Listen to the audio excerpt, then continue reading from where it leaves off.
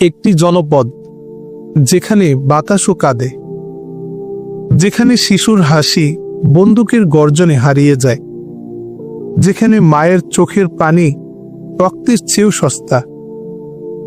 এটি কাশ্মীর, যেখানে স্বাধীনতার স্বপ্ন এখনো শেকলে বাঁধা। আমি যাচ্ছি এমন এক ভূমিতে যেখানকার সন্তানরা বিগত অর্ধ শতাব্দী ধরে আজাদির জন্য লড়াই করে চলেছে।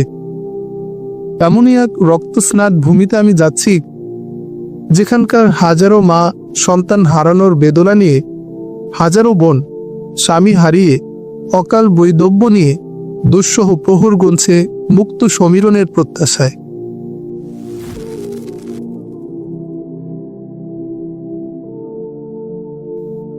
এমন অভাবনীয় খুশির বার্তাটি যেদিন পাই, সেদিন প্রথমেই মার কাছে ছুটে গিয়েছিলাম। মাকে সালাম করে দাঁড়াতেই আমাকে বুকে জড়িয়ে ধরে বললেন, নিশ্চয়ই কোনো খুশির খবর আছে বেটা, বলো না খুশির খবরটা কি? খুশিতেই সত্যি তখন আমার চোখ চিকচিক করছে। মায়ের দিকে দৃষ্টি তুলে বললাম, আমি কাশ্মীর সফরের দাওয়াত পেয়েছি আম্মা। কেন্দ্রীয় অফিস আমার সফরের সব ব্যবস্থা করছে। তারা চাচ্ছে আমাকে দিয়ে কাশ্মীরের রণাঙ্গনের উপর একটা স্পেশাল স্পট স্টোরি করাতে। আমার সফরের যাবতীয় ব্যয়ভার বহন ছাড়াও বেতন বাদে সফর শেষে পাবো 12,000 সৌদি রিয়াল। এবার তুমি বলো, খবরটা সত্যি খুশির না? মা আমার মুখের দিকে কতক্ষণ তাকিয়ে রইলেন। চাকরি পাওয়া খবর শুনে মা প্রথমে যেমন খুশি হয়েছিলেন, ভেবেছিলাম তেমনই খুশি হবেন আজও। কিন্তু মায়ের মুখের দিকে তাকিয়ে তেমনটা আমার মনে হয়নি। তাই জিজ্ঞেস করলাম, তুমি খুশি হওনি আম্মা? মা আমার মাথায় হাত বুলিয়ে বললেন, সন্তানের সাফল্যে পিতামাতার চেয়ে বেশি খুশি আর কে হতে পারে, কিন্তু আমি ভাবছি। থামলে কেন আম্মা? কি ভাবছো তুমি? ভাবছি কাশ্মীরের মতো গোলযোগপূর্ণ জায়গায় আমার একমাত্র ছেলেকে পাঠিয়ে দিয়ে এই মনকে প্রবোধ দিব কি করে। এবার মায়ের আশঙ্কার কারণটা খুঁজে পেলাম। তাকে সান্ত্বনা দিয়ে বললাম, মাত্র তো কটা দিন, এতেই তুমি এমন বেকার হয়ে পড়লে চলবে? একবার কি ভেবে দেখেছো, তোমার মতো হাজার হাজার মায়ের সন্তান সেখানে আজাদির জন্য দুশ্মনের বুলেটের সামনে বুক পেতে লড়াই করে চলেছে বছরের পর বছর। আমি তো সেখানে লড়াই করতে যাচ্ছি না, যাচ্ছি সংবাদ সংগ্রহের জন্য। মা একটা দীর্ঘ নিঃশ্বাস ছেড়ে বললেন, যখন সন্তানের পিতা হবে তখন বুঝবে আমার দুঃখ দুশ্চিন্তার উৎসটা কোথায়। মায়ের বেদনা ক্লিষ্ট মুখের দিকে চেয়ে আর কথা বাড়াতে পারিনি। কতক্ষণ নীরব থেকে নিজের ঘরে চলে যাই। ছেলেবেলায় বাবাকে হারানোর পর দুঃখিনী মা আমাকে তিল তিল করে অতি যত্নে এতটুকু বড় করেছেন। ইউনিভার্সিটিতে ভর্তি হবার পর প্রতি সপ্তাহে মায়ের একটি চিঠি পেতাম। আমাকেও লিখতে হতো সমান তালে। কত কষ্টে কেটেছে প্রথম বছরটি। যখনই গ্রামের বাড়ি থেকে আসা মানি অর্ডারটা আমার হাতে পড়ত, তখনই বুঝতাম ঢাকা শহরের হিসেবে সামান্য এই কটি টাকা পাঠাতে মাকে কত গলদঘর্ম হতে হয়েছে। তারপর 2-3টা টিউশনি জুটিয়ে মায়ের কষ্টটা অনেকটাই লাঘব করেছিলাম। অনার্স শেষ করার পর দেশীয় কটি সংবাদপত্রে টুকটাক লিখেও কিছু পেতাম। তারপর সৌভাগ্যবশতই ইসলামিক ব্রডকাস্টিং এজেন্সি IBA-তে চাকরিটা পেয়ে যাই। সংস্থাটি তখন কেবল তাদের যাত্রা শুরু করেছে। তারা নিজেদের একটি উইকলি প্রকাশ ছাড়াও বিভিন্ন দেশের সংবাদপত্রে আহরিত সংবাদ বিক্রি করে থাকে। বিজ্ঞাপনটি পেয়েছিলাম দি মুসলিম ওয়ার্ল্ড লিগ জার্নালে। যথাযথ কর্তৃপক্ষ বরাবর অ্যাপ্লাই করে ইন্টারভিউয়ে ফার্স্ট হয়ে চাকরিটা পেয়ে যাই। পড়াশোনার সময় কিছুটা সংকুচিত হয়ে এলেও চাকরিটার বড়ই প্রয়োজন ছিল আমার। বাংলাদেশি মুদ্রায় 1010 টাকা দিয়ে শুরু হয়েছিল। 2 বছরের মধ্যেই বেতন প্রায় দ্বিগুণ হয়েছে। তাই ফাইনাল পরীক্ষার আগেই 2 রুমের একটি ফ্ল্যাট ভাড়া করে মাকে নিয়ে আসি ঢাকায়। মাস্টার্স ফাইনাল শেষ হয়েছে কেবল। এর মধ্যে কোম্পানির কাশ্মীর সফরের অফারটা আমাকে দারুণ আনন্দ দেয়। কিন্তু মা যে আমার কি, ছেলে বড় হয়েছে, এখনো কি ঘরে বসে থাকবে নাকি? আমি নিশ্চিত মা যদি আগে জানতেন সংবাদপত্র জগতের মানুষদের এভাবে ছোটাছুটি করতে হয়, তাহলে জার্নালিজমে পড়তেই দিতেন না। তবে আসার কথা হলো, মা আজ পর্যন্ত আমার ইচ্ছায় বাধা হয়ে দাঁড়াননি। শেষ পর্যন্ত কাশ্মীর সফরেও বাধা দিবেন না, শুধু মৃদু আপত্তি ছাড়া। চেয়ারে বসে চোখ বন্ধ করে ভাবছিলাম কথাগুলো। হঠাৎ মায়ের স্পর্শে চোখ মেলে চাইলাম। দেখি আমার পেছনে তিনি দাঁড়িয়ে। আমি কিছু বলার আগেই আম্মা বললেন, তা কবে যাচ্ছিস, কিছু ঠিক করেছিস কি? তারিখ তো ওরাই দিয়ে দিয়েছে, হাতে 10-12 দিন সময় আছে। এ কদিনই কাগজপত্র সব গুছাতে হবে। ব্যথা হতো বিষণ্ণ বদন মার, চোখ দুটি সজল হয়ে উঠেছে। আমি একটা কথা ভেবে পাচ্ছি না, তোদের এজেন্সির পাকিস্তানি প্রতিনিধিকে বাদ দিয়ে এ কাজের জন্য তোকে কেন নির্বাচন করলো? সেখানে তাদের ব্যুরো অফিস আছে না? এটা আমার সৌভাগ্যই আম্মা।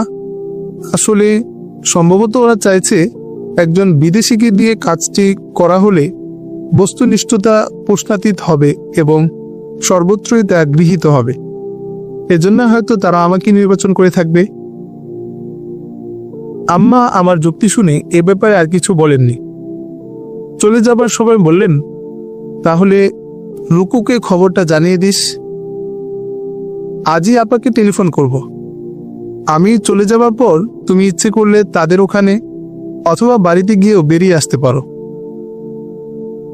তারা আগে আসুক, তোকে একসাথে এয়ারপোর্টে গিয়ে তুলে দিয়ে আসবো। তারপর আমি চিন্তা করে দেখব কোথায় থাকা যায়, বলে আম্মা ঘর থেকে বেরিয়ে গেলেন। রুকো মানে আমার বড় বোন রুকাইয়া। আপাকে টেলিফোন করা সহ দিনের কাজগুলো গুছিয়ে নেবার চেষ্টায় লেগে গেলাম। বাঙালি মায়েরা সন্তানদের তাদের আঁচলের ছায়াতলে রাখতেই বেশি পছন্দ করে। তাই সন্তানরাও দেহে বড় হলেও মনের দিক থেকে বড় হতে পারে না, ফলে ঘরকোনো থেকে যায় সারা জীবন। এখন এর ব্যতিক্রম কিছুটা ঘটছে। অনেকেই হয়তো ঘর থেকে শুধু 2 পা ফেলিয়া বিশ্বের 2-1 জায়গায় ছিটকে পড়ে। তবে তারা পাহাড় শৃঙ্গ অতিক্রম করতে নয়, সাগরের তলদেশের রহস্য উদ্ঘাটন করতেও নয়, অথবা পাখির মতো আকাশে উড়ে উড়ে গ্রহ নক্ষত্রের তত্ত্ব তালাশের জন্যও নয়। তারা নিহায়তি পেটের দায়ে দেশ ছাড়ে। গায়ের শ্রমের বিনিময়ে যারা জীবিকা নির্বাহ করে, চিন্তার ফসল দিয়ে দেশ জাতিকে এগিয়ে নেবার ফুসরত করি তাদের। তাই তো বিশ্বের সর্বোচ্চ শৃঙ্গ যেখানে, সেখানকার মানুষ তার নাগাল পায় না। 7 সমুদ্র 13 নদী পেরিয়ে এসে সাদা চামড়াওয়ালারা তা আবিষ্কার করে। তাই সারা জীবন দেখে আসা ঘরে পড়ে উঁচু টিলাটার নাম হয়ে যায় এভারেস্ট শৃঙ্গ। বিমানে বসে এ কথাটি খুব বেশি করে ভাবছি আর অবাক হচ্ছি। সাধারণ ভ্রমণে যাচ্ছে যেসব যাত্রী, তাদেরও স্বজনরা অশ্রু সজল চোখে বিদায় জানাচ্ছে। যারা চিকিৎসা বা কয়েক বছর কাজের জন্য বিদেশে পাড়ি জমাচ্ছে, তাদের বেলায় তো কথাই নেই। নিকট আত্মীয়রা কেঁদে কেটে হয়রান। শতজনের শত কান্নার শব্দে বিমানবন্দর এলাকাটির বাতাসও যেন কেমন ভারী মনে হয়। আমাকে উঠিয়ে দিতেও মা এলেন। সাথে এলেন স্বামী ও বাচ্চা সহ আমার একমাত্র বড় বোন। তাদের চোখ অশ্রু সজল। আমি তাদের মুখের দিকে চাইতে পারিনি। কি জানি, হয়তো উচ্ছ্বাসে ভরা হৃদয়খানি আমারও কেঁদে উঠবে ঠিক তাদেরই মতো। তাই বেশি বাক্যালাপ না করে নীরবে নিঃশব্দে নির্দিষ্ট আসনে গিয়ে বসে পড়ি। বিমান তখন আকাশে। প্রিয় স্বদেশকে এত উপরে থেকে দেখার সৌভাগ্য এর আগে হয়নি। তাই চেষ্টা করে জানালার কাছে চোখ রাখি। অফুরন্ত বিস্ময়ে ভরা চোখে তাকিয়ে থাকি নিচের দিকে। বিদায়কালে মা বারবার বলে দিয়েছেন, যে টেলিফোন করবি, তুই সহি সালামতে পৌঁছাতে পেরেছিস এবং সুস্থ আছিস এ কথা না জানা পর্যন্ত আমি স্বস্তি পাব না। কোনো ক্রমেই মাকে বোঝাতে পারিনি ইসলামাবাদে আমার অবস্থান বেশি সময়ের জন্য হবে না। আমি যাচ্ছি এমন এক ভূমিতে যেখানকার সন্তানরা বিগত অর্ধ শতাব্দী ধরে আজাদির জন্য লড়াই করে চলেছে। এমনই এক রক্তস্নাত ভূমিতে আমি যাচ্ছি যেখানকার হাজারো মা সন্তান হারানোর বেদনা নিয়ে, হাজারো বোন স্বামী হারিয়ে অকাল বৈধব্য নিয়ে দুঃসহ প্রহর গুনছে মুক্ত সমীরণের প্রত্যাশায়। বিমানের স্পিকার বক্স আমার ভাবনায় ছেদ টানে। সুমধুর নারীকণ্ঠ পরিষ্কার উচ্চারণে বিমানের ইসলামাবাদ উপস্থিতি জানিয়ে দিচ্ছে। একটু তন্দ্রার মতো এসেছিল। চোখ রগড়ে দেখি ঘড়িতে 12:30 বাজে। বিমান তখন ইসলামাবাদের আকাশে। একদিন এই অঞ্চলটাও আমার দেশের অংশ ছিল। এখন এখানে আসতে পাসপোর্ট ভিসা লাগে। 2 যুগের অধিককাল আগে আমরা তাদের থেকে জুদা হয়েছি। সেই জুদা হওয়াটাও অহিংস ছিল না। রক্তসাগর পেরিয়েই আমরা নতুন আলোর দিকে পা বাড়িয়েছিলাম। কিন্তু যে স্বর্ণচূড়াকে মঞ্জিল করেছিল মুসাফির, সাপদ সংকুল পথ মারিয়ে গন্তব্যে পৌঁছেছিল, দূর থেকে দেখা সেই ভুবন মোহিনী মণিতে যে খামছে ধরা হাইমার হাত, সেখানে পৌঁছেই সে বুঝে গেল নিমিষে। এখনো সেই মণি নিয়ে মানব দানবে কারাকারি চলে। তাই কষ্টার্জিত মণিতে তার হাত পড়লেও এ হাত এখনো কণ্টক মুক্ত হয়নি। ইসলামাবাদের মাটিতে প্রথম পা রাখলাম। এয়ারপোর্ট থেকে বেরিয়ে কাঙ্ক্ষিত গাড়িটি খুঁজে পেতে পার্কিং প্যাসেজের দিকে এগিয়ে গেলাম। ইসলামাবাদ ব্যুরো চিফের সাথে টেলিফোনে কথা হয়েছিল আগেই। সামনে ও পেছনের গ্লাসে লাল রঙে প্রেস লেখা মেরুন কালারের গাড়ি আসবে বিমানবন্দরে। এটি ইসলামাবাদ ব্যুরো অফিসের গাড়ি। ব্যুরো প্রধান জাভেদ ওমর টেলিফোনে বলেছিলেন আমি যেন নেমে গাড়ি ভাড়া না করে ফেলি। তিনি নিজেই এয়ারপোর্টে আসবেন আমাকে নিতে। গাড়ি পার্কিংয়ে দৃষ্টি ঘোরাতেই সামনের গ্লাসে লাল রঙে প্রেস লেখা মেরুন কালারের গাড়িটি চোখে পড়ল। একজন ভদ্রলোক গাড়িতে হেলান দিয়ে দাঁড়িয়ে আছেন। পরনে কাবুলি সেট। তার দৃষ্টিও যাত্রীদের দিকে। আমি আরেকটু নিশ্চিত হয়ে গাড়ির কাছে এগিয়ে যাই। সালাম দিয়ে বললাম, সম্ভবত আপনি মিস্টার জাভেদ ওমর? ভদ্রলোকের দৃষ্টি আগেই আমার দিকে ছিল। এবার আরেকটু মনোযোগী হয়ে হাত বাড়িয়ে দিয়ে বললেন, হ্যাঁ, আমি জাভেদ ওমর। আর আপনি নিশ্চয়ই হাসান মাহমুদ ফ্রম ঢাকা? ইয়েস। সহাস্যে জবাব দেওয়ার সাথে সাথেই তিনি আমাকে জড়িয়ে ধরলেন। এমন সময় আরো 2 জন আমাদের কাছে এসে দাঁড়ান। জাভেদ ভাই আমাকে ছেড়ে দিয়ে অপর 2 জনকে পরিচয় করিয়ে বললেন, শাকিল খান, জার্নালিজমে মাস্টার্স ফাইনাল ইয়ার, আমাদের করাচি করেসপন্ডেন্ট। আর এ হচ্ছে এজাজ আহমদ, ব্যুরো অফিসে আমার সাথে কাজ করছে। বললাম, হ্যাঁ, তাদের লেখা আমি পড়েছি, তাই নামের সাথে পরিচয় বেশ ঘনিষ্ঠ। তোমরা 2 জন নিশ্চয়ই চিনতে পেরেছ ঢাকা ব্যুরো প্রধান মাহমুদ হাসানকে? সলজ্জ হাসি হেসে বললাম, ঢাকাকে এখনো ব্যুরো অফিস ঘোষণা করা হয়নি, কিন্তু আমাকে স্রেফ বাংলাদেশ প্রতিনিধি বলা যায়। হো হো করে হেসে উঠলেন সবাই। হাত মেলানো ও কোলাকুলি শেষ হয়েছে। হাসি থামিয়ে এজাজ ভাই বললেন, আপনি কি মেসেজ পাননি এখনো? আসছে জুলাইয়ে আপনাকে ব্যুরো প্রধান করে ঢাকা ব্যুরো অফিস খোলা হচ্ছে। সেই সাথে আপনার অধীনে ঢাকাতে একজন সহকারী এবং চিটাগাং ও রাজশাহীতে একজন করে প্রতিনিধি নিয়োগ দেওয়া হবে। জাভেদ ভাই টেলিফোনে এমন একটা আভাস দিয়েছেন বই কি। শাকিল খান প্রসঙ্গ পাল্টে বলল, আপনাকে আপনার লেখার মতোই পরিচ্ছন্ন মনে হয়। কেমন? আপনি বিশ্বাস করবেন কিনা জানি না, আমি সত্যি আপনার একজন ভক্ত। মুসলিম ওয়ার্ল্ড লীগ জার্নালের ফেব্রুয়ারির স্পেশাল প্রতিবেদনটি আমার কাছে দারুণ লেগেছে। উপস্থাপনার ক্ষেত্রে আমি আপনার স্টাইল ফলো করতে চেষ্টা করি, কিন্তু হচ্ছে না, তাই না? শাকিল খান একটু পাঞ্চে মুখে তাকালো আমার দিকে। ভুল বুঝতে পারে ভেবে বললাম, আপনাদের সকলের লেখায় আমি পড়ি, প্রত্যেকেরই একটা নিজস্বতা আছে, তা আমি লক্ষ্য করেছি। আর এই নিজস্বতাই হচ্ছে একজন সাংবাদিক বা লেখকের সার্থকতা। জাভেদ ভাই আমার মুখের দিকে চেয়ে মৃদু হাসলেন, বললেন, শাকিল আসলে আপনার ভক্ত। গতকাল তার করাচি চলে যাবার কথা, অথচ আপনি আসবেন শুনেই আজ থেকে গেছে। আজকে তার বাসায় আপনার সম্মানে ডিনারেরও ব্যবস্থা করা হয়েছে। শাকিল খানের কাঁধে হাত রেখে বললাম, সত্যি তাই নাকি? একটু লজ্জা পেয়েছে বলে মনে হচ্ছে তাকে। সত্যি, আপনাদের এই ভালোবাসার কোনো তুলনা হয় না। প্রত্যেকের লেখা পড়ে পড়ে প্রতিটি নামই আমার কাছে খুব পরিচিত, চেনা জানা আপনজনদের মতো মনে হয়। সরাসরি আপনাদের সাথে পরিচিত হয়ে খুব খুশি হলাম। আমার কথা শুনে এজাজ আহমদ সহাস্যে বলল, আমরা বুঝি খুশি হইনি আপনাকে পেয়ে? খুশি প্রকাশ ঘটাতেই তো বুড়ো প্রধান সহ সকলেই বিমানবন্দর পর্যন্ত ছুটে এসেছেন। খুশি হবার কথা কি আর মুখে প্রকাশ করতে হয়? জাভেদ ভাই তাড়া দিলেন, এখানে দাঁড়িয়ে কথা বলবো নাকি গাড়িতে উঠতে হবে?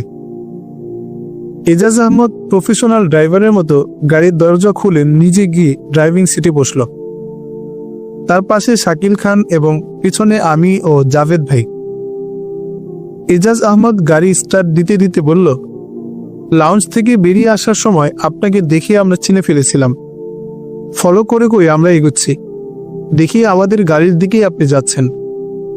জাভেদ ভাইয়ের সাথে হাত মেলানোর সময় নিশ্চিত হয়ে কাছে ছুটে আসি। আসলে অন্তরের টান থাকলে এমনই হয়। জাভেদ ভাই আমার কাঁধে হাত রেখে বললেন, পথে কোনো অসুবিধা হয়নি তো? না, কতই বা আর জানি। গাড়ি এগিয়ে চলেছে শহরের প্রাণ কেন্দ্রের দিকে। একটা বড়সড় হোটেলের সামনে এসে গাড়ি থামল। আমি কিছু বলার আগেই জাভেদ ভাই বললেন, এখানে 3 তলায় একটা রুম বুকিং দিয়েছি। অবশ্য আপনাকে হোস্টেলে উঠতে দিতাম না, কিন্তু অফিস সাফ বলে দিয়েছে বাসায় যেন আপনাকে না রাখি। ভালোই হলো, কিন্তু হোটেলে উঠলেও আপনাদের কম জ্বালাতন করছি না কিন্তু। মানে, এখনো তো এসেই সারেননি, জ্বালাতন করলেন কখন? বিস্মিত জিজ্ঞাসা জাভেদ সাহেবের। বললাম, এই যে বিমানবন্দরে আমার জন্য অপেক্ষা, আমাকে এখানে নিয়ে আসা, হোস্টেলে রুম বুকিং দেওয়া, এসব কি কম ঝামেলার কাজ? বিস্ময়ে জাভেদ সাহেবের চোখ তখন কপালে। বললেন, আমাদের এই আন্তরিক কর্তব্যটুকুকেও আপনি ঝামেলা মনে করেছেন? তাহলে হয়েছে। এসে বললাম, রাগ করেছেন জাভেদ ভাই? এমন করে আর কখনোই বলবেন না, চলুন উপরে ওঠা যাক। বলে তিনি আগে আগে এবং পেছনে আমরা হোটেলের নির্দিষ্ট রুমে এসে ঢুকি। একটা পরিচ্ছন্ন রুম, সিঙ্গেল খাট, একটা টেবিল, সোফা, টেলিফোন সেট, মেঝেতে দামি কার্পেট, এক কথায় চমৎকার গোছানো একটা রুম। জাভেদ ভাই সোফায় বসতে বসতে বললেন, এখানকার সব আয়োজন করে দেওয়ার জন্য হেড অফিস থেকে নির্দেশ দেওয়া হয়েছে। আমরা সাধ্যমতো চেষ্টা করছি, আপনারা যে কোনো সমস্যার কথা আমাদের নিঃসংকোচে বলবেন, কোনো দ্বিধা করবেন না যেন। আমি ব্রিফকেসটা রেখে বললাম, আপনাদের এই আন্তরিকতায় কৃতজ্ঞতা প্রকাশে ভাষা আমার জানা নেই। জাভেদ ভাই আবার শুরু করলেন, আজ আপনার কেবলই বিশ্রাম, আগামীকাল আমাদের বুড়ো অফিসটা একবার দেখে আসবেন। আপনার সফরের প্রয়োজনীয় উপকরণ, নির্দেশনা সেখানেই জানানো হবে। বাদ এশা ডিনারের জন্য শাকিল খানের গাড়ি এসে তার বাসায় নিয়ে যাবে আপনাকে। শাকিল খান এবার বলে উঠল, গাড়ি আগে অফিসে যাবে এবং আপনি ও এজাজ ভাইকে নিয়ে আমরা হোটেলে আসব। আমাকে কেন আবার? জাভেদ ভাইয়ের প্রশ্ন শুনে অভিমানী সুরে শাকিল খান বলল, আপনি না গেলে হয় কি করে? তাছাড়া আপনাকে সাথে না নিয়ে গেলে বাসায় আমার জায়গায় হবে না। সকলেই একসঙ্গে হেসে উঠলাম। বাঙালিরা নাকি খুবই অতিথিপরায়ণ। এখন দেখি পাকিস্তানিরাও অতিথি সেবায় কম যায় না। জাভেদ ভাই সিদ্ধান্ত দিয়ে বললেন, ঠিক আছে, তাহলে তোমাকে এখানে গাড়ি নিয়ে আসতে হবে না। এজাজ আর আমি অফিস থেকে এসে মাহমুদ সাহেবকে নিয়ে সোজা তোমার বাসায় চলে যাব। হয়েছে এবার? এখন দেখো, এখানে কিছু জলযোগের ব্যবস্থা করা যায় কিনা। শাকিল খান বেরিয়ে গেল এবং কিছুক্ষণ পরেই ফিরে এসে আমাদের সাথে সোফায় বসল। জাভেদ ভাইকে জিজ্ঞেস করলাম, আমার কাশ্মীর যাওয়া হচ্ছে কবে? সবকিছু ঠিক থাকলে পরশুই আপনাকে রওনা হতে হবে। ঠিক না থাকার আশঙ্কা কেন? একটু বুঝিয়ে বললে ভালো হয়। আসলে আমি কিভাবে যাত্রা শুরু করব, কোন এলাকা ঘুরতে হবে তা পরিষ্কার কিছু বুঝতে পারছি না। তিনি আমার কাঁধে আঙ্গুলের একটি টোকা দিয়ে বললেন, জানবে বন্ধু, সবকিছুই জানবে। এই সময় বেয়ারা এলো। এক হাতে 4টি চিকেন বিরিয়ানির প্যাকেট, অন্য হাতে মিনারেল ওয়াটারের বোতল। সালাম দিয়ে বলল, কোথায় রাখবো স্যার? শাকিল খান উঠে এসে হাতে নিল। তারপর প্রত্যেকের হাতে একটা করে প্যাকেট ধরিয়ে দিয়ে বলল, এভাবেই খেতে হবে। জাভেদ ভাই আমার দিকে তাকিয়ে জানতে চাইলেন, এভাবেই পারবেন না প্লেটের ব্যবস্থা করতে হবে? বললাম, পারবো না কেন, প্লেটের ঝামেলার দরকার নেই। শাকিল খান বেয়ারাকে বুঝিয়ে বলল, খাওয়া শেষে এগুলো পরিষ্কার করে দিতে হবে। বেয়ারা কাঁধ ঝাঁকিয়ে কনিষ্ঠের ভঙ্গি করে বেরিয়ে গেল। খেতে খেতে জাভেদ ভাইকে আবার প্রশ্ন করলাম আমার কাশ্মীর সফর সম্পর্কে। তিনি জানালেন, জাতিসংঘ অনুমোদিত একটি স্বেচ্ছাসেবী মেডিকেল টিমের সাথে আমাকে যেতে হবে, কারণ সাংবাদিক পরিচয়ে কারগিলের তথ্য তালাশে গোলযোগপূর্ণ অঞ্চলে ঘুরে বেড়ানো মোটেও নিরাপদ নয়। কেননা কারগিল ও দ্রাস অঞ্চলের নিয়ন্ত্রণ হারিয়ে ভারতীয় বাহিনী খেপা কুকুরের মতো হয়ে গেছে। যে কোনো সংবাদ সংস্থারই মুসলিম সাংবাদিকদের তারা অন্য চোখে দেখে। অন্যান্য সংবাদ সংস্থা মূলত তাদের দেয়া এবং মুজাহিদ পক্ষের তথ্য কেন্দ্রের দেয়া তথ্য মতে সংবাদ পরিবেশন করে। ভারতীয়দের পক্ষে যারা কাজ করে মূলত তারাই তাদের নিয়ন্ত্রণে সরেজমিনে যেতে পারে, তাই এ ধরনের চেষ্টা করা বৃথা। আমাদের সংবাদ সংস্থা আইবি এর নাম শুনলে সোজা বন্দি অথবা বুলেটের শিকার হতে হবে। আমি সোজা হয়ে বসলাম, বললাম, তাহলে উপায়? সেই ব্যবস্থার কথাই তো বলছি। ওই মেডিকেল টিমের সাথে তাদের আইডেন্টিটিতে যেতে হবে। কোনো অবস্থাতেই সেখানে সাংবাদিক পরিচয় দেওয়া যাবে না। এমনকি আপনার আইডি কার্ড রেখে দিয়ে ওদের ইস্যুকৃত আইডি কার্ড সঙ্গে নিতে হবে। ওদের সাথে সব ব্যবস্থা পাকাপাকি করেছেন স্বয়ং আইবি এর চেয়ারম্যান।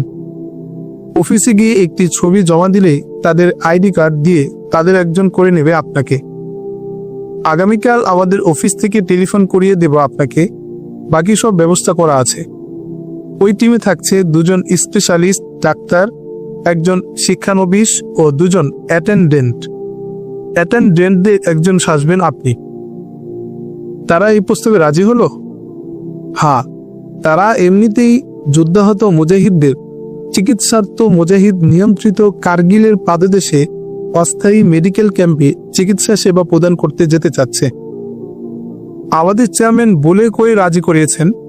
সম্ভবত তাদের একটা ডোনেশনে দিয়েছেন উৎসাহিত করার জন্য।